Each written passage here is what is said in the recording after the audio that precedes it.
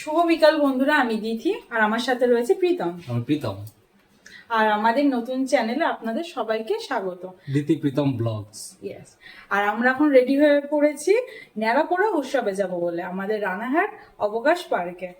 এবার সেখানে pre Holi fest আছে, আর যেখানে আসছে হচ্ছে আমাদের বহুরূপী সিনেমার একজন মানে ক্যারেক্টার যে প্লে করেছে, হয়তো ঠিক গায়ক জানি না, হিসেবে। যে গায়ক হিসেবে ক্যারেক্টার প্লে করেছে, যিনি ননীচোরা দাস। হ্যাঁ, তা উনি আসছেন, চলো ওখানে গিয়ে দেখা হচ্ছে। ওখানে কি কি করি আমরা, কি কি দেখি আমরা, সেগুলো সবই দেখাবো তোমাদের। আমরা ভুল করে অবকাশ পার্কে ঢুকে পড়েছিলাম। তা পরে রাজীব এবং রিয়াকে ফোন করে জিজ্ঞাসা করি যে কোথায় হচ্ছে। তা বলল যে অবকাশ পার্কের যে পাশে মাঠটা আছে ওই মাঠের মধ্যে হচ্ছে। তা দুজন মিলে এগিয়ে চলেছি। তা ঢুকতেই দেখি যে এখানে ড্রয়িংয়ের একটা এক্সিবিশন চলছে, আর ওদিকে স্টেজে তখন যত পৌরসভার মাননীয় ব্যক্তিবর্গ আছেন তাদের প্রত্যেককে, এবং যারা এইটা মানে এই প্রি হোলি ফেস্টার আয়োজন করেছেন তাদের প্রত্যেককে সম্বর্ধনা জানানো হচ্ছে। এইখানেই একটা দেখতে পাচ্ছেন একটা পুতুল মতো সাজিয়েছে বিচুলি টিচুলি দিয়ে। তা এইখানে আমরা রাজীব রিয়াকেও দেখতে পেলাম, গিয়ে সোহেলও আছে এখানে, সোহেলের একটা ভাগ্নি আছে।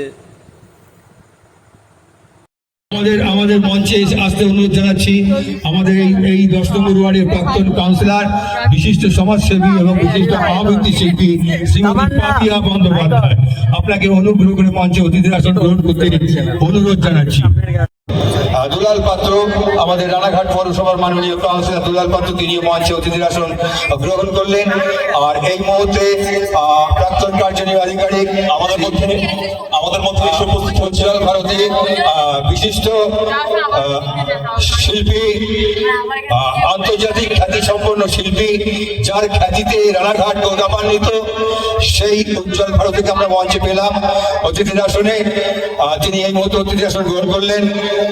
আমরা এই মুহূর্তে বিপুল চক্রবর্তীকে সম্মান জ্ঞাপন করছেন আমাদের 10 নম্বর ওয়ার্ডের বিশিষ্ট সমাজসেবিকা প্রাক্তন কাউন্সিলর শ্রীমতী পাপিয়া বন্দ্যোপাধ্যায় মহাশয়ের সঙ্গে আছেন প্রণীতা। রাখবেন। বছরের শুধু একটি দিন নয়, বছরের প্রত্যেকটা দিন মনে আনন্দ রাখুন, মনে নতুন করে বাঁচার ইচ্ছা রাখুন, তাতেই মন রঙিন থাকবে। আর মন রঙিন থাকবে সবসময়, সারা বছর সারা দিন ভালো যাবে। তাই আপনাদের সকলকে আরো একবার বাসন্তিক শুভেচ্ছা জানিয়ে শুরু করছি সাংস্কৃতিক পর্বের মূল অনুষ্ঠান। প্রথমেই মঞ্চে তৈরি কোটপাড়া নৃত্য গোষ্ঠী।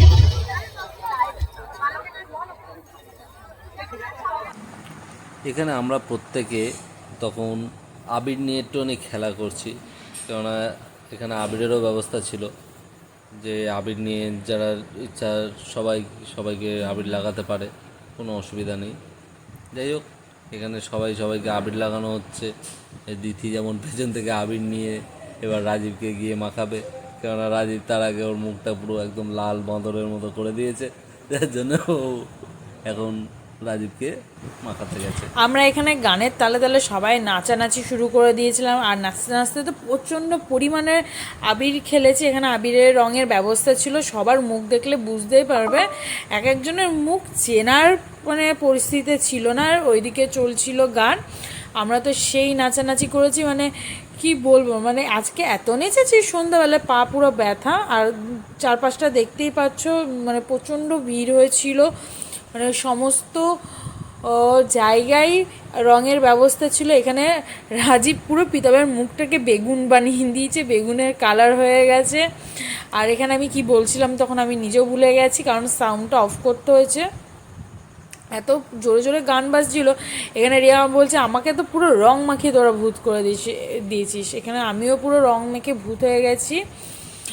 আর আমরা তো অপেক্ষায় রয়েছি যে কখন উনি আসবেন, কারণ আস্তে আস্তে টাইমের পরিমাণটাও বেড়ে যাচ্ছে। আর এখানে দেখো এইভাবে রঙের ব্যবস্থা করা হয়েছিল, অর্গানিক কালার ছিল, আর কালারগুলো সত্যি খুব সুন্দর ছিল। আর এগুলো ফ্রি অফ কস্ট ছিল, কারণ এখানে সমস্ত রঙের ব্যবস্থা ছিল, যে যেরকম রং নিয়ে খেলা করতে। আমরা রং খেলতে খেলতে চলে এসেছিলাম মন্দিরে, মাঠের পাশেই মন্দিরটা রয়েছে, অ্যাকচুয়ালি অবকাশ পার্কের পিছনে, এটা রামকৃষ্ণ মন্দির।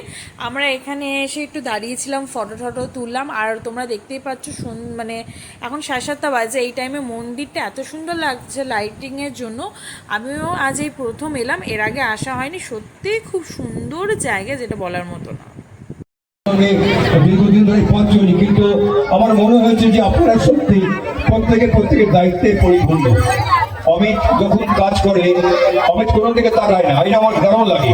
তার মানে মাননীয় পৌরপ্রধান এমন কিছু মানুষ, এমন কিছু তরুণ যুবককে তিনি হাতে তৈরি করেছেন, যাদের প্রত্যেকটা কাজের মধ্যে দিয়ে শিল্পের ছাপ এবং সামাজিকতার ছাপ প্রতিফলিত হয়, আর সেই প্রতিফলন আমাদেরকে স্পর্শ করে।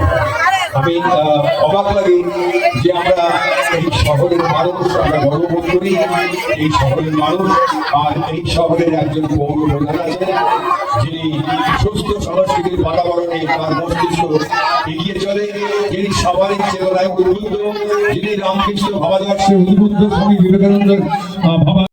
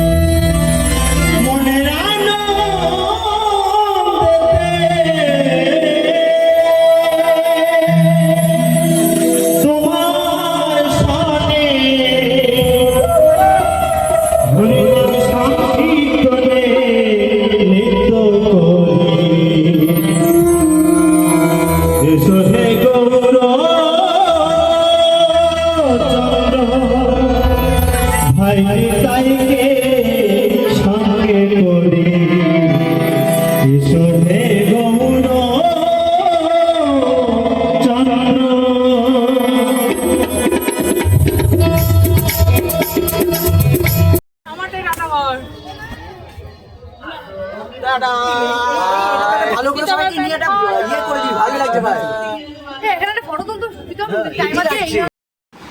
আমাদের হোলি খেলা শুরু মানে শেষ হয়ে গেছে। যাকে দেখার জন্য গেছিলাম আমরা, ওনাকে স্টেজের পেছনে দেখে নিয়েছি, কিন্তু মানে অনেকক্ষণ ওয়েট করতে হবে, এখনও উনি স্টেজে ওঠেনি। তা এখন 9:30 বাজতে যায়, তাই আমরা বাড়ি চলে এসেছি আর আসার পথে রং কিনে নিয়েছি। আজকের ভিডিও এখানেই শেষ। Tata, bye bye, good night. আবার দেখা হচ্ছে কালকে ভিডিও।